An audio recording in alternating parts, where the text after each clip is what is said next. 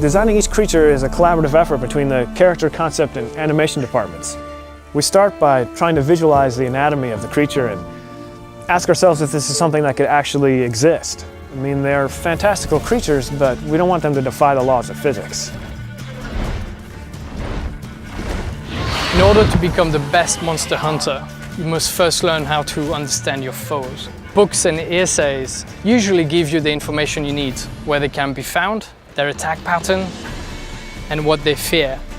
And it is your job to figure out the best way to kill them. Geralt has a lot of tools available at his disposal for fighting enemies in The Witcher 3.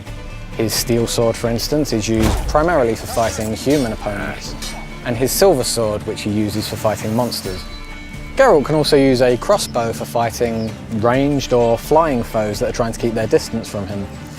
Crossbow is also very useful for fighting underwater against swimming monsters, such as the Siren. Harpies are vile feather creatures that fly around you and circle you. Now the only way to deal with them is first to bring them down.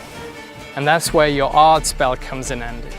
Sort of compressed air that will bring them down to the ground where you can finish them with your sword. Some monsters in The Witcher 3 can actually swim. These can attack the player while he's in the water and even go as far as attacking his boat. This can be really dangerous for the player if the monster has a natural affinity for water, such as the Drowner. Drowners are creatures that live in swamps and will snatch at anything that comes near their ponds. Now these particular creatures absolutely hate fire and they fear it. And that's where your Igni spell, a flame that bursts out of your hand, comes in handy. And that is the best way to kill them. With the werewolf, a bomb filled with silver powder will take away his regenerative abilities. This will make it much easier for the player to defeat him after. The player can use weapon oils to coat his weapons that will make them do enhanced damage against specific enemy types. The real trick to using this, though, is to know when and where to use them, and that judgment is left up to the player based on his surrounding environment, the weather, and even territorial marks that other monsters may have left in the area.